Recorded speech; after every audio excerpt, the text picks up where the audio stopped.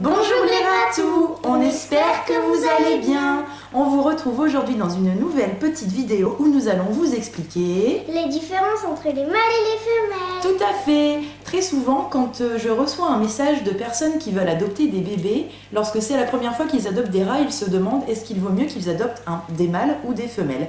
Eh bien, nous allons tout simplement tenter de répondre à cette question dans cette petite vidéo. On vous explique ça tout de suite.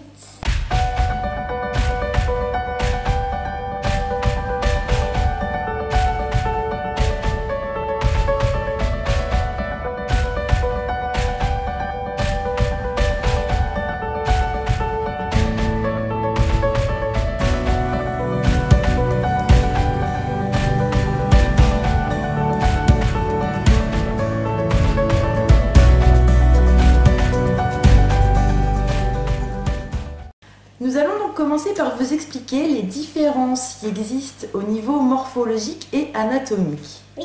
C'est-à-dire les différences du corps. Les différences qu'il y a effectivement au niveau du corps. Donc là, je la tiens un petit peu à l'écart. J'ai ici Zag, qui est une de nos femelles, et Rose a Apophis, qui est un de nos mâles. Et déjà, on va tout simplement vous montrer à la vidéo. Hop, donc ça, c'est une femelle. Vous voyez, hop, on voit bien ces petites tétines, ces mamelles. Et là, Rose, c'est un mâle. Voilà, Rose nous montre ici un mâle. Donc on voit bien hein, les testicules, on ne peut pas les louper, il n'y a pas de souci.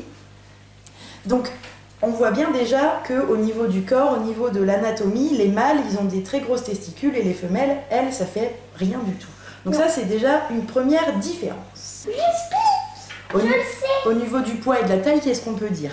Bah, les mâles, ils sont plus gros que les femelles. Les mâles sont plus gros que les femelles, exactement, tout à fait. En fait, les mâles, on va dire en moyenne, le poids, c'est entre 450 et 550 grammes. Mais bien entendu, ça peut aller plus loin. Ça peut être au-dessus, il n'y a pas de souci. Si le rat, il est très grand, il peut peser plus que 550 grammes. On peut aller à 600, 700, 800. Nous, on a déjà eu un rat qui faisait 1 kg et il était très très grand. 1 kilo 1 kg. Et donc, oui. les femelles, par contre, en termes de poids, on est plus entre 250 et 350 grammes. Mais c'est pareil, ça peut un petit peu être au-dessus, il n'y a pas de souci. C'est pas forcément parce qu'elles sont au-dessus de ces moyennes qu'elles sont obèses, hein, il n'y a pas de problème. On voit aussi au niveau du corps qu'il y a des différences. Les femelles, elles sont plus fines. Oui. Plus fines, plus élancées. Les mâles, ils sont, on va dire, plus trapus. Sont un petit peu plus costauds, plus grassouillés aussi. Donc ça, c'est une autre différence. C'est vrai que les femelles et les mâles, des fois, il y a quand même une très très grande différence au niveau de la taille. Ouais, il y en a une autre différence. On va parler de l'odeur. Voilà, l'odeur. Ça, c'est très important. C'est un facteur à prendre en compte aussi. C'est vrai qu'il y a une différence d'odeur entre les mâles et les femelles. Ouais. Et toi, tu trouves quoi alors? Qu'est-ce que tu peux nous dire là-dessus? Les mâles, ça sent fort et les femelles, ça ne sent pas fort. Alors, les mâles, ça sent plus fort que les femelles. Ouais. On ne peut pas dire non plus que ce soit un animal qui sent très très fort par rapport à un furet, par exemple. Oui. Bon, ça va, c'est quand même beaucoup plus cool. Hein. Donc, les mâles, ils ont une odeur, on va dire, un petit peu musquée. Souvent, on dit ça. C'est une odeur un peu musquée, donc une odeur un petit peu forte. Les femelles, par contre, elles sentent beaucoup moins fort. Et même, elles ont une odeur très, très douce, très délicate. Voilà, il n'y a pas... Hein, c'est ce qu'on peut dire. C'est vrai qu'elles n'ont pas une mauvaise odeur, les filles. Elles n'ont pas une mauvaise odeur. Non, tout à fait. Dans les différences qu'on peut noter aussi, on va dire, bon là, on regroupe un petit peu dans morphologie, anatomie, même si c'est plus, on va dire, de la reproduction, mais on voulait faire une petite parenthèse là-dessus. Donc, les femelles, elles ont des périodes de chaleur, tous les 4 à 5 jours environ. Et leur chaleur, donc, elle dure à peu près 10 à 12 heures. Rose, est-ce que tu peux nous expliquer comment on peut voir si une femelle, elle est en chaleur? En fait, il faut gratouiller le bas du dos. Un petit peu gratouiller le bas du dos, oui. Et alors, qu'est-ce qu'elle fait si elle est en chaleur? Elle s'arrête et ses oreilles, elles vibrent. Elles vibrent. Voilà, tout à fait. Quand vous avez une femelle qui est en chaleur, si vous lui touchez un petit peu le bas du dos, comme ça, que vous lui gratouillez le bas du dos, si elle est en chaleur, elle va s'arrêter et ses oreilles vont vibrer. Donc les mâles, par contre, eux, ils n'ont pas de période de chaleur parce qu'ils peuvent se reproduire tout le temps, en fait. Il n'y a pas de souci. Donc ça, c'est aussi une différence qu'il y a entre les mâles et les femelles. Maintenant, on va passer aux différences qui existent entre les mâles et les femelles en termes de de caractère et de comportement. Voilà. Ouais. Donc déjà, ce qu'on peut dire au niveau du caractère, quelles sont selon toi les différences entre les mâles et les femelles, Rose? Les mâles, ils sont plus proches de nous, ils sont câlins. Ils sont câlins, oui, ils sont affectueux. Sauf que les femelles, c'est tout l'inverse. Elles sont speed. Les femelles, elles sont plus dynamiques, tout à fait. Donc les mâles, en général, on dit qu'ils sont plus calmes, plus posés, plus câlins, vraiment plus pépères, pantouflards. Et les femelles, au contraire, elles sont beaucoup plus dynamiques, plus speed, plus curieuses, aventurières. Mais alors, est-ce que ça veut dire que les femelles, elles sont pas proches des humains? Si. Les femelles, c'est pas parce qu'elles sont plus speed qu'elles sont pas proches des humains aussi. Si vous passez du temps tous les jours avec vos puces, vous allez voir qu'elles seront aussi proches de vous que des mâles et elles accepteront aussi de se faire papouiller et elles feront aussi des bisous. Les femelles, elles peuvent aussi être très très proches de vous, autant qu'un mâle. Pour ça, il faut vraiment pas s'inquiéter, hein. Les mâles, tout comme les femelles, peuvent parfaitement vivre en groupe, donc en groupe de même sexe, bien entendu, parce que le rat, c'est un animal qui est... Grégaire. C'est un animal qui est grégaire. Ça, si vous commencez à vous renseigner pour adopter des rats, vous avez dû tomber sur ce terme. Et donc grégaire, ça veut dire que... Qu'ils doivent être en groupe, Ils c'est-à-dire vivent en groupe, oui. les mâles avec les mâles et les femelles avec les femelles. Oui, et ça veut dire surtout qu'un rat, il ne faut pas le laisser tout seul, il doit forcément avoir des copains du même sexe. Donc souvent on dit que les rats mâles ça ne peut pas cohabiter, c'est tout à fait faux. Les rats mâles peuvent aussi très bien cohabiter, là vous voyez il n'y a que des mâles et ils sont tous ensemble, il n'y a pas de problème. C'est juste que en fait, dans un groupe de rats, il y a ce qu'on appelle une hiérarchie. La hiérarchie, ça te dit quelque chose? Il y a un chef et puis il y a les autres qui sont en dessous. Oui, il y a le mini-boss. Alors ça c'est, comme je t'ai expliqué, c'est quand on fait une pyramide. Mais dans un groupe de rats, il y a un boss et les autres sont en dessous. Donc dans un groupe de rats, que ce soit mâle ou femelle, vous avez un dominant et les dominés. Donc chez les mâles, souvent le dominant c'est le plus gros. Parce que comme c'est le dominant, c'est celui qui mange en premier. Mais c'est pas forcément le plus vieux. Alors, effectivement, quand les rats vieillissent, ils sont des fois un petit peu plus faibles. Et quand il y a un petit jeune qui arrive et qu'il a du caractère et qu'il a envie de s'imposer pour prendre la place de chef, eh bien il se peut tout à fait que le vieux laisse sa place. Donc on dit que les mâles sont un peu plus bagarreurs et c'est vrai. Il peut du coup y avoir un peu plus de bagarre parce que des fois quand il y en a un qui veut prendre la place du chef, eh bien ils peuvent un petit peu se battre pour pouvoir changer la hiérarchie. Donc ça c'est pas grave. Tant que les bagarres, elles sont pas, voilà, qu'il n'y a pas du sang partout, c'est pas grave. Il faut laisser faire les choses, c'est tout à fait normal. Dans un groupe de femelles, la hiérarchie, je trouve qu'elle se voit beaucoup moins. Vraiment, en général, dans un groupe de femelles, on ne sait pas forcément qui est la dominante. Par contre, quand on a une femelle dominante et qu'elle a un fort caractère, elle peut vraiment, vraiment être hyper agressive comme un mâle. Ça, il faut le savoir. Oh, ça serait terrible. Hein. C'est terrible, oui. Donc ça, c'est une chose à savoir. C'est vrai que chez les mâles, il peut y avoir un petit peu plus de bagarre que chez les femelles. Ce sont des choses qui peuvent arriver, mais qui sont tout à fait normales. Une autre différence qui existe en termes de comportement entre les mâles et les femelles, c'est quelque chose qui arrive souvent aux mâles à partir de 6 mois. Et c'est... la crise d'adolescence. La crise d'adolescence. Alors Rose, elle n'y est pas encore, elle a encore un petit peu de temps pour ça. Mais voilà, chez le rat mâle, il faut savoir que vers 6 mois, il peut y avoir une crise d'adolescence. Donc en fait, ça c'est dû à un trop-plein d'hormones.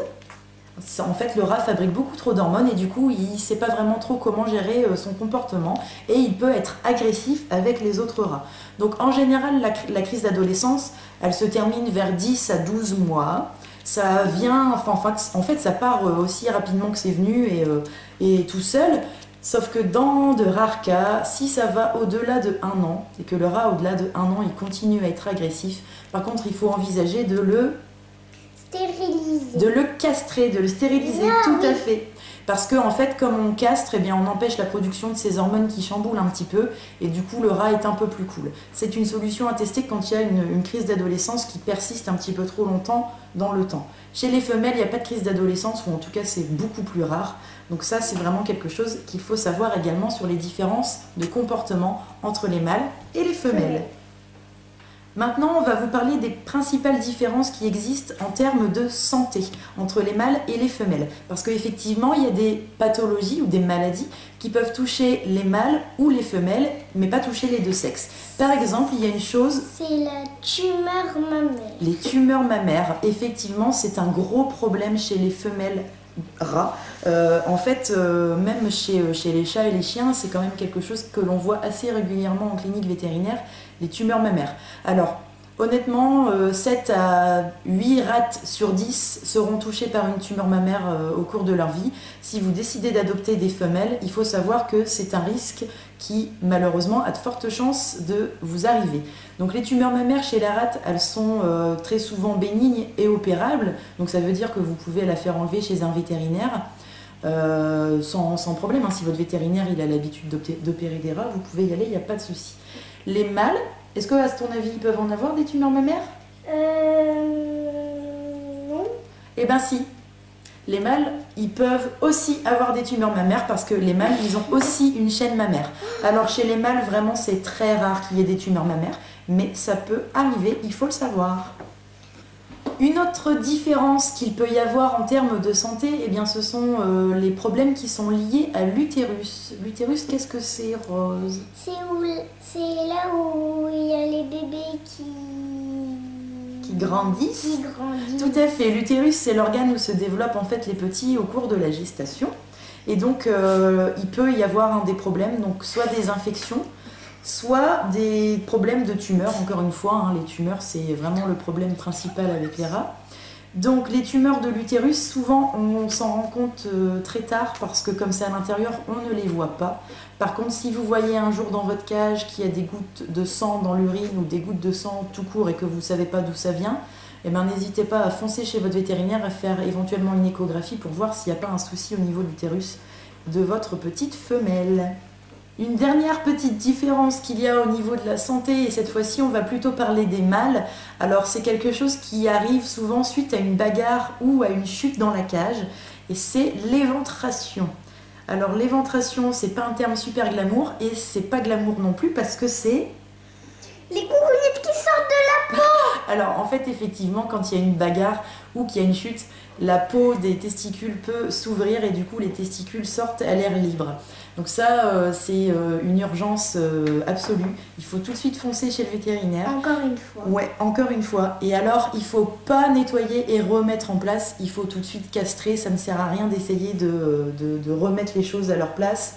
Nous, une fois, on a eu le tour, ça nous est arrivé, on a un rat qui a fait une éventration, on l'a conduit chez le vétérinaire il a dit on va nettoyer, on va remettre en place, sauf qu'une semaine plus tard, eh bien, il y avait des nodules partout sur les testicules, il a fallu le réopérer et sur la table d'opération, le rat a fait une péritonite et il a dû être euthanasié. Donc, si votre rat fait une éventration, vous le conduisez chez le vétérinaire et vous le faites castrer, tout se passera très bien, il n'y a pas de souci. Ça va être un problème très vite réglé. Ouais. Voilà, donc en termes de santé, après, de toute façon, mâles comme femelles sont très sujets aux problèmes respiratoires. Et c'est voilà, c'est à peu près tout ce qu'on peut dire en termes de différence, ouais, en termes de santé chez les mâles et chez les femelles. Nous avons donc expliqué les principales différences qui existent entre les mâles et les femelles. Et donc pour répondre à la question qu'on a posée en début de vidéo, moi ce que je réponds tout le temps, c'est qu'en fait ça dépend tout simplement de vos attentes. Si vous avez envie d'adopter un animal calme, câlin, avec qui vous allez pouvoir vous poser le soir devant la télé, alors dans ces cas-là, il faut plutôt adopter un mâle. Des mâles, effectivement. Au contraire, si vous voulez un animal qui soit hyper dynamique, hyper curieux, hyper joueur, alors dans ces cas-là, on vous conseille plutôt d'adopter une femelle. Des femelles. On le rappelle, du coup, les rats ne vivent pas seuls. Si vous prenez un mâle, il faut lui prendre un copain de même sexe. Et si vous prenez une femelle, il faut lui prendre aussi une copine de même sexe pour pas qu'il y ait de bébés.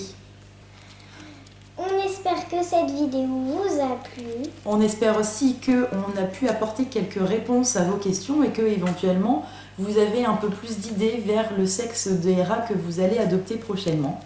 On va vous dire à bientôt, on vous fait des gros bisous et salut les poilus!